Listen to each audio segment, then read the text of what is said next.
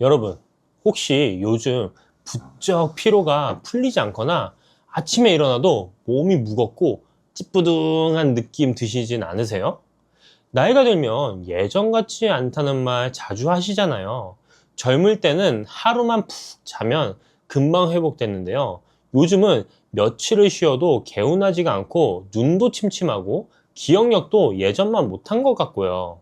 그런데 말이죠. 우리가 평소에 즐겨 먹는 음식 중에 이런 증상들은 한꺼번에 잡아주는 식재료가 있습니다. 바로 오징어예요. 오징어가 뭐 그렇게 대단하다고 하실 수도 있어요. 술안주로나 먹는 거 아니냐. 콜레스테롤 높아서 안 좋다던데 이렇게 생각하시는 분들 많으시죠? 그런데 오징어에는 바다의 인삼이라는 별명이 붙어 있다는 거 알고 계셨나요? 해삼만 생각하시지 마시고 오징어도 바다의 인삼이라는 말이 들어 있습니다. 괜히 붙은 이름이 아닙니다. 오늘은 제가 오징어에 숨겨진 건강 비밀을 낱낱이 파헤쳐 드릴게요. 오늘 이야기에서는 오징어가 왜 바다의 인삼으로 불리는지, 어떤 성분이 우리 몸에 어떻게 좋은지 하나하나 짚어드릴 거예요. 특히 피로회복, 간 건강, 눈 건강, 혈관 건강까지 어르신들이 가장 신경 쓰시는 부분에 오징어가 얼마나 도움이 되는지 알려드리고요. 오징어와 함께 먹으면 보약이 되는 음식들, 반대로 절대 같이 드시면 안 되는 음식도 있습니다. 이 부분 모르시고 드시면 오히려 탈이 날 수 있어요. 꼭 알아두셔야 합니다. 마지막으로 맛있고 건강하게 오징어 드시는 조리법까지 오늘 한 번에 정리해 드릴게요. 나이가 들면 여기저기 불편한 곳이 하나둘씩 생기게 마련이에요. 아침에 눈 뜨면 개운하기는커녕 온몸이 무겁고 조금만 움직여도 금방 지치고요. 눈은 침침해서 신문 글씨가 잘 안 보이고 가끔 깜빡깜빡 잊어버리는 것도 많아지셨을 거예요. 그냥 나이 들면 다 그런 거지 뭐 하고 넘기기가 쉬운데요. 사실 이런 증상들이 계속 쌓이면 더 큰 문제로 이어질 수 있습니다. 만성 피로가 계속되면 면역력이 떨어지고 눈이 계속 나빠지면 일상생활이 불편해지고 기억력 감퇴가 심해지면 치매 위험까지 높아질 수 있거든요. 그래서 평소 식습관으로 미리미리 관리하는 게 정말 중요합니다. 왜 이런 증상들이 생기는 걸까요? 나이가 들면 우리 몸에서 여러 가지 변화가 일어납니다.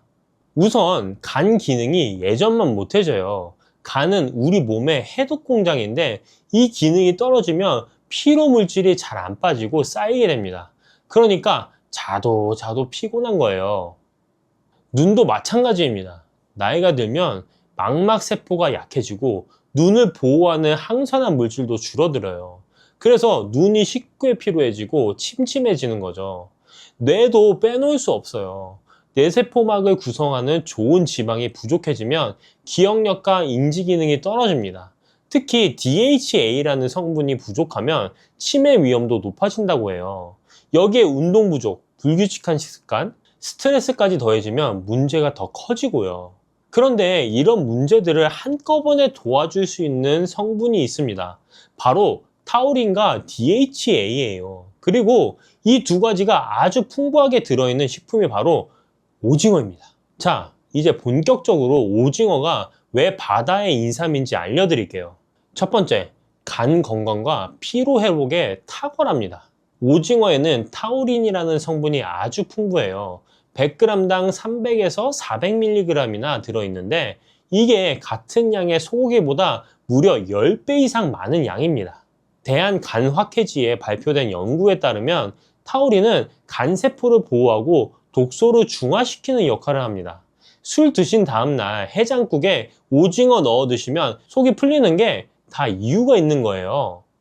타우린은 또 근육에 쌓인 피로 물질인 젖살을 분해해서 피로 회복을 도와줍니다. 요즘 에너지 음료에 타우린이 꼭 들어가는 이유가 바로 이것 때문이에요. 두 번째, 눈 건강을 지켜줍니다. 타우린은 우리 눈의 망막에도 아주 많이 존재하는 성분이에요. 빛에 의한 산화 스트레스로부터 망막을 보호해 주거든요. 일본 안과학회지 연구에서는 타우린이 당뇨병성 망막증 진행을 늦추는데 효과가 있다고 보고했습니다. 눈이 침침하고 쉽게 피로해지시는 분들께 오징어가 특히 좋은 이유가 여기 있어요. 세 번째, 두뇌 건강과 기억력에 도움이 됩니다. 오징어에는 DHA라는 오메가3 지방산이 100g당 약 140mg이 들어있어요. DHA는 뇌세포막의 주요 구성 성분으로 기억력과 인지기능 유지에 꼭 필요한 영양소입니다. 한국영양학회지 연구에서는 DHA를 꾸준히 섭취하면 노년기 인지기능 저하를 늦출 수 있다고 밝혔어요.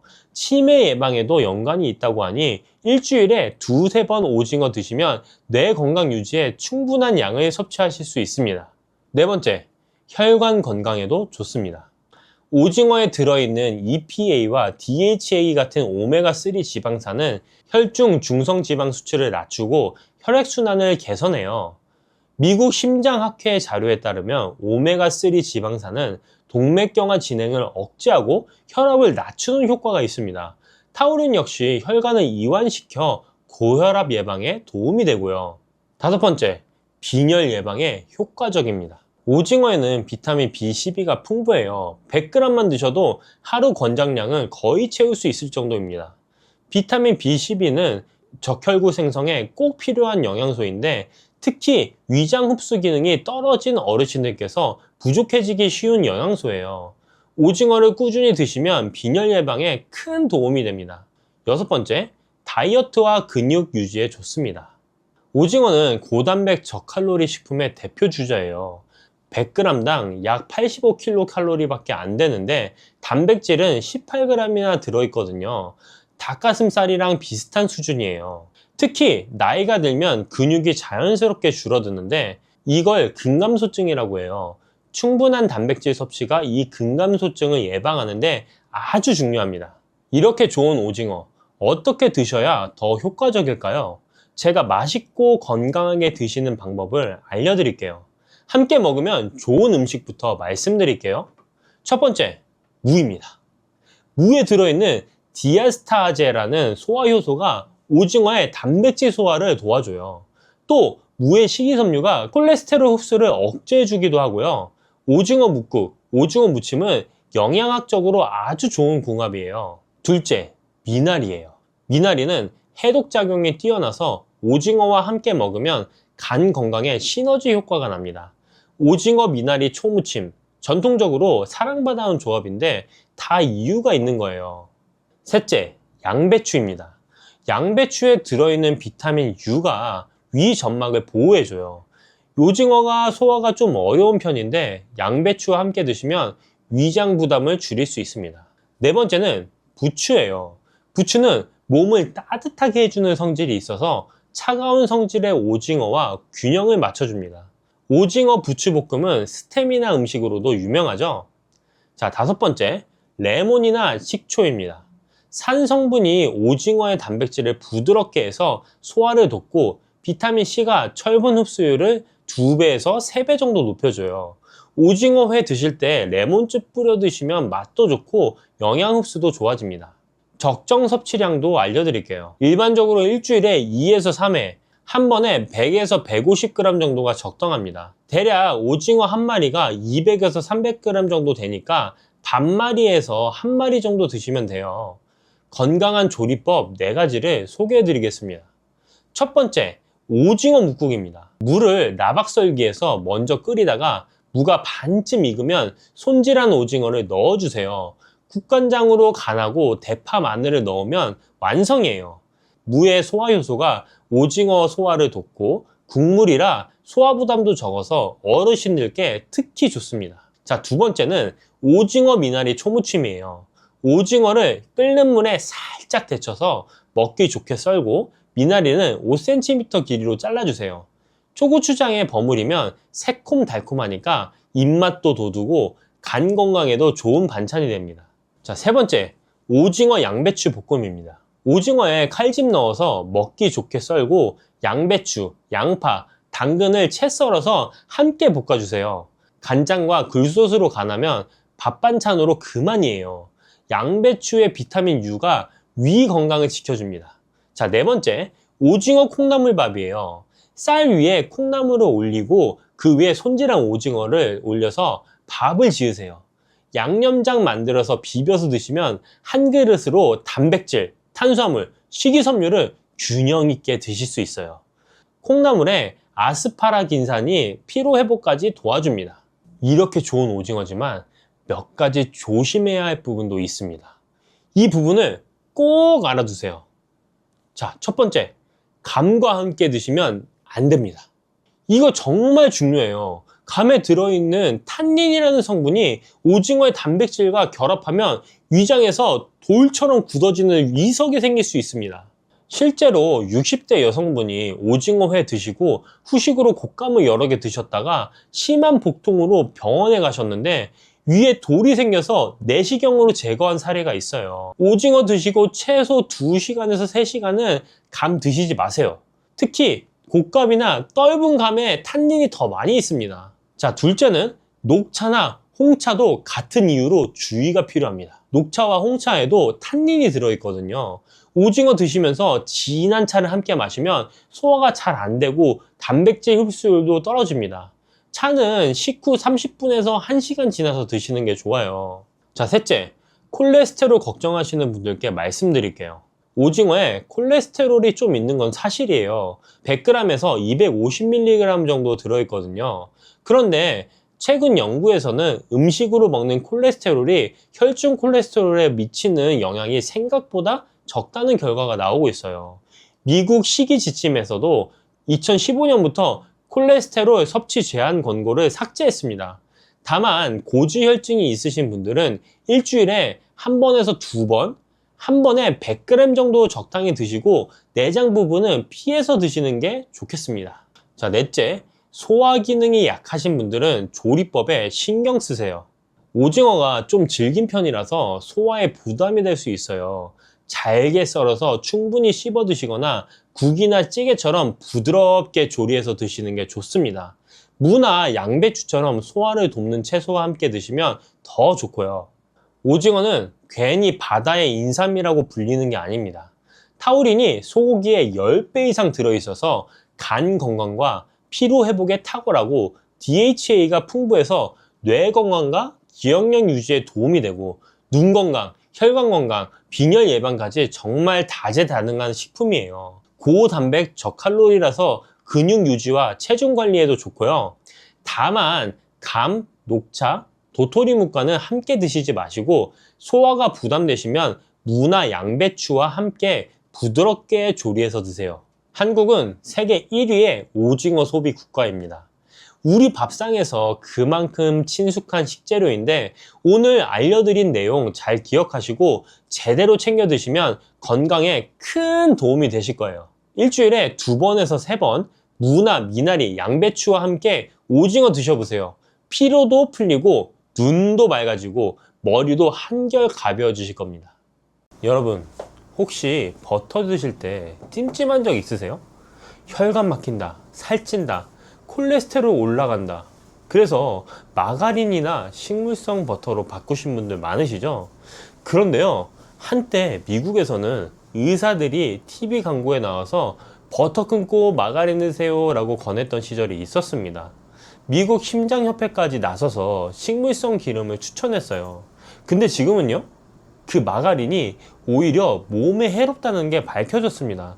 그러면 그동안 버터는 왜 누명을 썼던 걸까요? 해외에서 한 건강 전문의가 아주 파격적인 실험을 했습니다. 10일 동안 버터를 100스푼, 그러니까 1.4kg 넘게 먹어본 거예요. 미국 심장협회 권장량의 8배나 넘는 포화지방을 섭취한 겁니다. 상식대로라면 혈중 지방 수치가 치솟아야 정상이잖아요. 근데 결과가 어떻게 나왔냐면요, 중성 지방 수치가 56에서 54로 오히려 떨어졌습니다. 혈당도 95에서 84로 내려갔고 인슐린 수치까지 좋아졌어요. 체중은요, 그대로였습니다. 어떻게 이런 일이 가능했던 걸까요? 오늘 그 비밀을 낱낱이 파헤쳐 보겠습니다. 사실 우리 어르신들 세대는 버터를 꺼리시는 분들이 많으세요. 그거 기름 덩어리 아니야? 혈관에 안 좋대 하시면서요. 그래서 식용유랑 마가린만 쓰시는 분들도 많고요. 근데요, 한번 생각해 보세요. 버터는 수천 년 전부터 인류가 먹어온 음식이에요. 우유에서 지방만 분리한 거니까 자연식품이죠. 그런데 마가린은요, 100년 정도밖에 안 된 가공식품입니다. 콩기름이나 옥수수 기름을 화학적으로 처리해서 버터처럼 굳힌 거예요. 그런데 왜 자연식품인 버터가 나쁘다는 인식이 퍼졌고 가공식품인 마가린이 건강식품 취급을 받았던 걸까요? 20세기 후반에 미국에서 좀 이상한 일이 벌어졌습니다. 식품산업계와 정치권이 영양학 연구에 깊숙이 개입하기 시작한 거예요. 그때 포화지방이랑 콜레스테롤이 집중 공격을 받았습니다. 동물성 지방이 심장병의 원인이다 라는 주장이 과학적 진실처럼 퍼져나갔어요. 그러면서 버터는 혈관을 막는 음식, 비만의 주범이라는 누명을 쓰게 됐습니다. 식물성 기름으로 만든 마가린이 건강의 대안으로 떠올랐고요. 그런데 시간이 흐르면서 진실이 밝혀지기 시작했어요. 문제는 버터가 아니었습니다. 진짜 모든 문제는 마가린을 만들 때 쓰는 경화유, 그러니까 트랜스 지방이었던 거예요. 이게 오히려 심장 건강에 훨씬 해롭다는 연구 결과가 쏟아져 나왔습니다. 결국에 버터는 수십 년간 억울하게 누명을 썼던 셈이에요. 진범은 따로 있었는데 말이죠. 그러면 버터가 실제로 어떤 성분으로 되어 있는지 한번 볼까요? 버터는 약 80% 이상이 지방이고 15% 정도가 수분, 나머지가 소량의 단백질과 유당입니다. 지방 중에서 포화지방이 약 65%, 불포화지방이 약 35% 정도 들어있어요. 여기서 중요한 게 있습니다. 모든 지방식품에는 포화지방과 불포화지방이 섞여 있어요. 올리브유에도 포화지방이 있고 버터에도 불포화지방이 있습니다. 식물성은 좋고 동물성은 나쁘다는 공식 자체가 과학적으로 맞지 않는 거예요. 그리고 버터에는 아주 귀한 성분들이 들어있습니다. 부티르산이라는 단쇄 지방산이 있는데요. 이게 장 건강에 도움을 줍니다. 비타민 A도 풍부하고 비타민 D, E, K2도 소량 들어있어요. 특히 목초를 먹인 소의 우유로 만든 버터는 색깔이 더 노란데 그 이유가 풀에서 온 카로티노이드 성분 때문입니다. 그래서 좋은 버터는 단순한 지방 덩어리가 아니라 지용성 비타민을 공급해주는 기능성 식품이라고 볼 수 있어요. 그래, 성분이 좋다는 건 알겠어. 근데 실제로 먹으면 뭐가 달라지는데? 실제로 버터를 꾸준히 드시는 분들 후기를 보면요, 공통적으로 나온 얘기가 있습니다. 포만감이 확실히 다르다는 거예요. 아침에 달걀 요리에 버터 한 조각 넣어서 드시면 점심때까지 허기가 훨씬 덜하다고 하세요. 그리고 에너지 레벨이 안정된다는 분들도 많습니다. 밥이나 빵처럼 탄수화물 위주로 드시면 식후에 졸리고 오후에 축 처지잖아요. 근데 좋은 지방을 충분히 드시면 그런 기복이 줄어든다고 해요. 특히 여성분들 중에 생리 전에 식욕이 폭발하는 분들, 단 거 찾게 되는 분들 계시죠? 그런 분들이 아침에 버터를 조금씩 드시기 시작하면서 식욕이 훨씬 안정됐다는 후기가 많습니다. 혈당을 급격히 올리지 않으면서 포만감을 주기 때문에 그런 효과가 나타나는 거예요. 아까 말씀드린 해외 건강 전문의 실험 얘기부터 좀 더 자세히 해드릴게요. 이분이 10일 동안 버터 100스푼을 드시면서 다른 음식도 함께 드셨는데요. 총 칼로리의 78%를 지방에서 15%를 단백질에서, 탄수화물은 고작 7%만 드셨습니다. 거의 지방 위주 식단이었죠. 결과가 어땠냐면요, 중성지방이 56에서 54로 떨어졌습니다. 일반적으로 건강한 수치가 100 미만인데 이미 좋은 상태에서 더 좋아진 거예요. 인슐린 저항성 지표도 0.82에서 0.58로 개선됐고요. 몸무게는 85kg 그대로였습니다. 물론 이건 극단적인 실험이고 모든 분께 똑같이 적용되는 건 아닙니다. 하지만 최소한 지방을 먹으면 혈중 지방이 올라간다는 단순한 공식은 틀렸다는 걸 보여주는 거죠. 그러면 버터를 어떻게 드셔야 할까요? 가장 중요한 건 뭐랑 같이 드시느냐입니다. 버터를 빵에 발라 드시거나 설탕 들어간 잼이랑 같이 드시면 효과를 보기 어렵습니다. 탄수화물이랑 같이 먹으면 인슐린이 확 올라가면서 지방 대사가 억제되거든요. 그러면 지방이 에너지로 안 쓰이고 쌓이게 됩니다. 대신 달걀 요리나 해산물, 고기, 채소 볶음 같은 음식에 버터를 넣어 보세요. 고기나 채소를 볶을 때 마무리로 버터 한 조각 넣으시면 조미료 없이도 풍미가 확 살아납니다. 그리고 제가 요즘 즐겨 마시는 게 하나 있는데요. 레몬 버터 차라는 겁니다. 이름만 들으면 좀 이상하죠? 버터를 차에 넣어 마신다니. 근데 한번 드셔보시면 생각이 달라지실 거예요. 만드는 법을 제가 알려드리겠습니다. 먼저 따뜻한 물 한 컵을 준비하세요. 따뜻한 물 250ml에 버터를 한 스푼 정도 넣으세요. 가염 버터 쓰시면 소금은 안 넣으셔도 되고, 무염 버터 쓰시면 소금은 아주 조금 한 꼬집만 넣으시면 됩니다. 그리고 레몬즙을 밥 숟가락으로 한 두 스푼 정도 넣어주세요. 이걸 숟가락으로 잘 저어주시면 버터가 녹으면서 고소하고 부드러운 음료가 됩니다. 레몬 향이 느끼한 맛을 잡아줘서 의외로 깔끔해요. 이걸 언제 드시면 좋냐면요, 아침에 일어나서 공복에 한 잔 드셔보세요. 몸이 따뜻해지면서 에너지가 올라오는 느낌이 나실 거예요. 커피처럼 카페인이 없으니까 속 쓰릴 일도 없고 어르신들 아침 음료로 딱 좋습니다. 자, 제일 중요한 얘기입니다. 어떤 버터를 고르셔야 할까요? 마트에 가시면 버터처럼 생긴 게 참 많죠. 근데 이름만 버터지 진짜 버터가 아닌 것들이 꽤 있습니다. 원재료를 꼭 확인하셔야 돼요. 진짜 버터는 원재료에 유크림만 적혀 있거나 많아야 소금, 젖산균 정도만 들어갑니다. 근데 원재료에 식물성 유지, 대두유, 경화유, 야자 경화유, 쇼트닝 같은 단어가 보이면요, 그건 버터가 아니라 가짜 버터입니다. 그래서 저는 우리나라 브랜드 버터보다 추천드리는 게 따로 있어요. 제가 쓰는 버터 말씀드릴게요. 가성비로는 웨스트 골드 버터가 가장 좋습니다. 뉴질랜드산 목초 버터인데 가격이 착해요. 조금만 더 풍미를 원하시면 루어팍 무염 버터 추천드립니다. 덴마크산 발효 버터라 고소한 맛이 진해요. 더 비싼 제품들도 있는데 그건 확실히 가격값을 합니다. 궁금하신 분들은 영상 아래 더보기란에 정리해뒀으니 확인해보세요. 그런데 버터도 유제품이잖아요. 나는 우유만 먹어도 배가 아파 하시는 분들 계시죠? 그런 분들은 기버터를 드세요. 기버터는 일반 버터를 오래 끓여서 수분이랑 단백질, 유당을 다 제거한 거예요. 거의 순수한 지방이라서 유제품 민감하신 분들도 괜찮은 경우가 많습니다. 인도에서는 약처럼 쓸 정도로 귀하게 여기는 식품이에요. 제가 좋은 얘기만 드렸는데 주의하실 점도 있습니다. 첫 번째, 탄수화물이랑 같이 드시면 안 됩니다. 빵에 버터 발라 드시고 밥이랑 같이 드시고 이러면 버터의 좋은 점을 못 누려요. 꼭 단백질이나 채소 위주 식사에 곁들여 드세요. 둘째, 평소에 기름진 음식을 드신다면 속이 불편하신 분들은 천천히 시작해야 합니다. 소화 기능이 약하신 분들이 갑자기 버터를 많이 드시면 부담이 될 수 있어요. 처음에는 반 스푼 정도로 조금씩 시작해 보세요. 셋째, 드시고 나서 몸 반응을 잘 살펴보세요.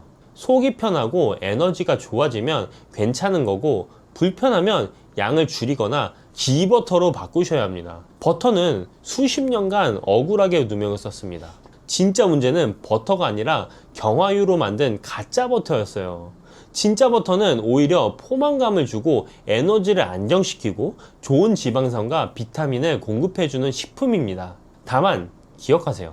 버터 자체가 중요한 게 아니라 무엇과 함께 드시느냐가 핵심입니다. 빵이나 단 음식이랑 드시면 독이 되고 달걀이나 채소랑 드시면 약이 됩니다. 오늘 장 보실 때 원재료 한번 확인해 보세요. 유크림만 들어간 진짜 버터 하나 장바구니에 넣어 보시는 건 어떨까요? 표고버섯, 이것과 같이 드시면 콩팥이 녹아내립니다. 산속의 고기라 불리며 건강식품의 대명사로 알려진 이 표고버섯, 아마 많은 분들이 몸에 좋다는 말만 믿고 꾸준히 챙겨 드시고 계실 건데요. 그런데 이 귀한 버섯이 특정 음식과 만나는 순간에 여러분의 혈관을 막고 신장을 망가뜨리는 무서운 도구로 변할 수 있다는 사실 알고 계셨나요? 하지만 너무 걱정하지 마세요. 제대로 만드시면 표고버섯만큼 좋은 음식이 없습니다. 표고버섯에는 에리타데닌이라는 성분이 들어있어요. 이 성분은 혈액 속에 나쁜 콜레스테롤을 몸 밖으로 내보내고 혈관벽에 달라붙은 찌꺼기를 녹여내는 역할을 합니다. 쉽게 말해서 혈관 청소부예요. 미국 심장학회에서도 좋은 콜레스테롤은 높이고 나쁜 콜레스테롤은 낮추는 대표 식품으로 표고버섯을 꼽았을 정도입니다. 여기에 레티난이라는 항암 성분도 있습니다. 우리 몸에 면역세포를 깨워서 암세포와 싸우게 만드는 성분인데요. 실제로 표고버섯을 꾸준히 드시는 분들은 유방암 발병률이 57%나 낮아졌다는 연구 결과도 있습니다. 미국 식품의약국이 선정한 10대 항암 음식 중에 표고버섯이 들어간 이유가 바로 이 렌티난 때문입니다. 꾸준히 드신 분들은 2주쯤 지나면 아침에 얼굴 붓기가 줄어들고 한 달쯤 지나면 계단 오르내리는 게 한결 가벼워졌다고 하세요. 혈관이 깨끗해지니까 온몸 구석구석 피가 잘 도는 거예요. 그럼 이렇게 좋은 표고버섯 어떻게 드셔야 할까요? 이것만 기억하시면 됩니다. 먼저 표고버섯을 요리하기 전에 꼭 해주셔야 할 게 있습니다. 냄비에 물을 넉넉히 붓고 팔팔 끓으면 손질한 표고버섯을 넣고 2분만 데쳐주세요. 이렇게 한번 데쳐주는 것만으로도 퓨린 함량이 30%에서 60%까지 줄어듭니다. 퓨린이 뭐냐고요? 우리 몸에서 분해되면서 요산이라는 찌꺼기를 만들어내는 성분인데 이게 쌓이면 통풍이 오거나 신장에 무리가 갈 수 있거든요. 데친 물은 아깝다고 쓰시면 안 됩니다. 과감하게 싱크대에 버려주세요. 그 다음에 버섯을 찬물에 한번 헹궈주시면 됩니다. 이렇게 하면 퓨린은 빠지고 버섯살은 오히려 탱탱해져서 식감도 좋아집니다. 이렇게 깨끗해진 버섯을 가장 맛있게 드시는 방법은 들깨탕입니다. 물 800ml에 다시마 한 장 넣고 끓이다가 물이 팔팔 끓기 시작하면 5분 뒤에 이 데쳐둔 표고버섯을 넣어주세요. 거기서 5분을 더 끓인 다음 불을 약하게 줄이고 들깨가루를 듬뿍 넣어주시면 됩니다. 여기서 중요한 게 들깨가루는 꼭 마지막에 넣으셔야 됩니다. 처음부터 넣고 오래 끓이면 들깨의 좋은 기름 성분이 산패돼서 오히려 몸에 안 좋아집니다. 일주일에 2번, 3번 이 들깨탕 한 그릇이면 충분합니다. 그런데 이렇게 좋은 표고버섯도 잘못 드시면 제가 독이 된다고 했잖아요. 절대 같이 드시면 안 되는 조합이 딱 3가지 있는데 이 3가지만 조심하면 됩니다. 제가 지금부터 이 3가지를 알려드릴게요. 첫 번째, 술과 내장 요리예요. 곱창이나 대창 같은 내장은 그 자체로 퓨린 덩어리인데 여기에 표고버섯까지 더해지면 요산이 폭발적으로 늘어납니다. 거기다가 술까지 드시면 신장이 요산을 내보내는 통로가 막혀버려요. 등산 다녀와서 막걸리 한 잔에 곱창 전골, 거기에 건강 챙긴다고 표고버섯 추가하시는 분들 많으시잖아요. 이 조합이 딱 최악입니다. 통풍 발작이 오거나 신장이 손상될 수 있으니까 절대 피해주세요. 둘째는 짭짤하게 조린 장조림입니다. 표고버섯 장조림이 밥 반찬으로 정말 맛있긴 하죠. 그런데 문제는 버섯이 간장물을 쭉 빨아들인다는 거예요.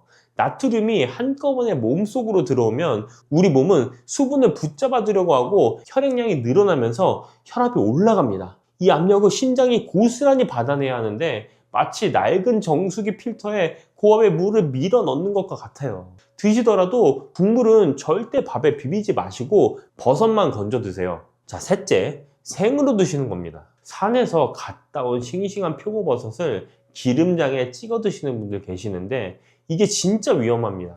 버섯은 채소가 아니라 곰팡이의 일종인 균류거든요. 생으로 드시면 복통이나 설사를 일으킬 수 있고 심한 경우에는 온몸에 줄무늬 발진이 생기는 표고버섯 피부염이 올 수도 있습니다. 아무리 신선해도 반드시 익혀 드셔야 됩니다. 자, 반대로 표고버섯과 찰떡궁합의 음식들이 있는데요. 앞서 말씀드린 들깨 말고도 이 2가지가 더 있습니다. 자, 첫 번째는 돼지고기 수육입니다. 듣기만 해도 정말 군침이 돌죠? 돼지고기는 단백질이 풍부해서 근육 유지에 좋은데 기름기가 걱정되시잖아요. 이때 표고버섯을 같이 드시면 버섯의 식이섬유가 장에서 지방을 붙잡아서 몸 밖으로 내보내줍니다. 단백질을 흡수하고 기름기는 빼는 거죠. 자, 다만 삼겹살처럼 불에 직접 굽지 마시고 물에 삶은 수육이나 찜으로 드셔야 됩니다. 찜기에 표고버섯을 깔고 그 위에 기름기 적은 앞다리살을 올려 써보세요. 고기 육즙이 버섯에 스며들면서 맛도 정말 좋습니다. 자, 또 하나는 미역입니다. 미역의 이 끈적끈적한 알긴산 성분이 몸속 중금속과 노폐물을 흡착해서 변으로 배출시켜 주거든요. 표고버섯이 혈관을 청소하는 동안에 미역이 장을 청소해 주는 거예요. 표고버섯 미역국 한 그릇이면 혈관과 장을 동시에 관리하실 수 있습니다. 다만 주의하셔야 할 사항이 있어요. 50세 이후에 여성분들이 특히 통풍 환자가 급증하고 있는데요. 폐경 전에는 여성 호르몬이 요산을 몸 밖으로 내보내는 걸 도와주거든요. 근데 폐경 이후에는 이 호르몬이 확 줄어드니까 요산 배출 능력도 같이 떨어지는 겁니다. 실제로 여성 통풍 환자의 80%에서 90%가 50세 이후에 발생해요. 그럴 때일수록 표고버섯을 잘 맞는 음식과 함께 드시면서 몸을 지켜야겠죠? 자, 제가 앞서 말씀드린 대로 데쳐서 퓨린을 빼고 들깨나 미역처럼 궁합 좋은 식재료와 함께 드시면 오히려 혈관 건강에 큰 도움이 된다고 말씀드렸어요. 다만 신장 기능이 많이 떨어지신 분들은 조금 더 신경 쓰셔야 됩니다. 표고버섯에는 칼륨도 들어있는데 신장이 안 좋으면 칼륨 배출이 잘 안 되시잖아요.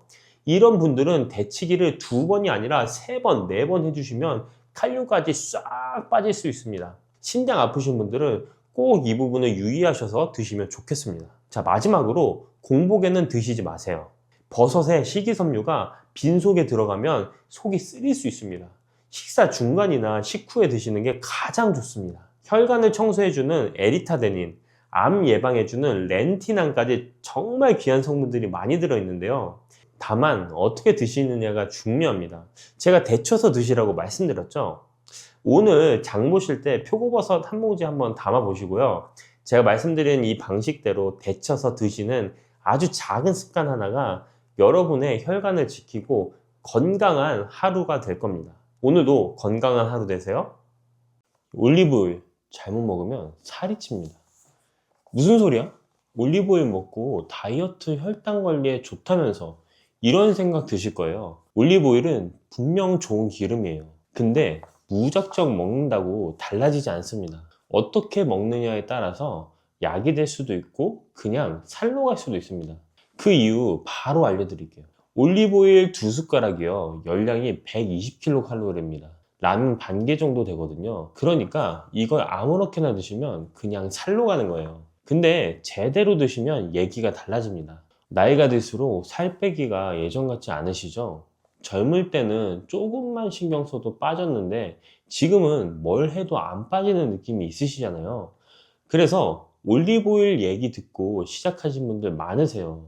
뭐 위고비라는 살 빠지는 주사 있잖아요. 한 달에 한 50만 원짜리인데 그 효과를 올리브오일로 볼 수 있다고 하니까 많은 분들이 솔깃하셨을 거예요. 근데 문제는요, 올리브오일 먹고 그 다음에 뭘 먹느냐입니다. 제가 직접 실험해 봤거든요. 공복에 올리브오일 먹고 빵을 먹었을 때와 공복에 그냥 빵을 먹었을 때 차이가 달랐습니다. 빵만 먹었을 때는 혈당이 40이 올라갔는데 올리브오일 먹고 빵 먹었을 때는 60이 올랐어요. 오히려 더 올랐습니다. 왜 이런 결과가 나왔을까요? 올리브 오일이 위에서 음식을 천천히 내려보내거든요. 그래서 탄수화물만 먹으면 흡수되는 시간이 오히려 길어져서 혈당이 더 올라갈 수 있습니다. 여기서 중요한 게 있는데요. 혈당이 확 올라가는 걸 혈당 스파이크라고 합니다.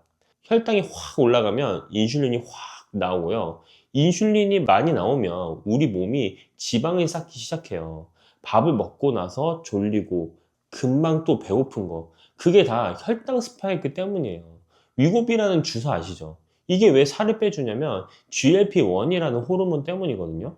뇌한테 배불러, 그만 먹어 신호를 보내고 혈당도 조절해 주거든요. 올리브오일에 있는 올레신이 이 GLP 분비를 자극하긴 해요. 근데 솔직히 말씀드리면 그 양이 많지는 않습니다. 그래서 올리브오일만 먹는다고 위고비의 효과를 보기는 어렵습니다. 하지만 제대로 먹으면 분명히 도움이 돼요. 제대로 드시면 어떤 변화가 있을까요? 첫 번째로는 밥을 먹고 나서 안 졸립니다. 식후에 꾸벅꾸벅 졸리셨던 분들 많으시잖아요. 혈당 스파이크가 줄어드니까 그게 없어집니다. 두 번째는 간식이 안 당깁니다. 밥 먹고 2시간 지나면 뭐 좀 먹고 싶었는데 그게 줄어들어요. 배가 오래 가거든요. 그렇게 되면 우리 몸이 알아서 공복 시간을 버틸 수 있게 됩니다. 예전에는 배고파서 못 참았는데 이제 저녁까지 거뜬하게 버티실 수 있어요. 이게 왜 중요하냐면요. 공복 시간이 14시간 정도 돼야 지방은 태우기 시작하거든요. 혈당 스파이크가 계속되면 금방 배고파져서 공복을 못 견뎌요. 올리브오일을 제대로 드시면 이 공복 시간을 늘릴 수 있습니다. 한 달만 꾸준히 드셔보세요. 변화가 느껴지실 겁니다. 그냥 하는 말이 아니에요. 2022년에 발표된 연구가 있는데요. 2형 당뇨병이 있는 고도비만 분들에게 12주 동안 올리브오일을 드시게 했거든요. 근데 재밌는 게 올리브오일만 드신 분들은 변화가 없었어요. 그런데 올리브오일이랑 건강한 식단을 같이 하신 분들은 공복 인슐린도 떨어지고 체중도 줄었습니다.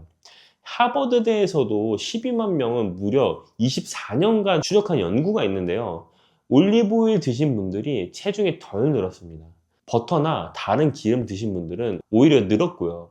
기름 중에서는 올리브오일이 확실히 최고예요. 그러니까 핵심은 올리브오일만 먹는다고 해서 되는 게 아니라 건강한 식단이랑 같이 가야 한다는 겁니다. 그럼 어떻게 드셔야 할까요? 먼저 식사 15분에서 30분 전에 드세요.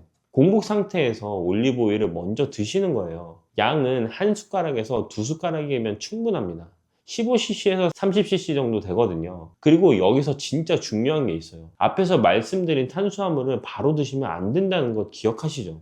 그럼 어떻게 먹어야 하는데? 라고 하실 수 있어요. 브라질 식단이라고 들어보셨나요? 가공 안 된 자연식품으로 균형 잡힌 식사를 하는 건데요. 어렵게 생각하실 필요 없습니다.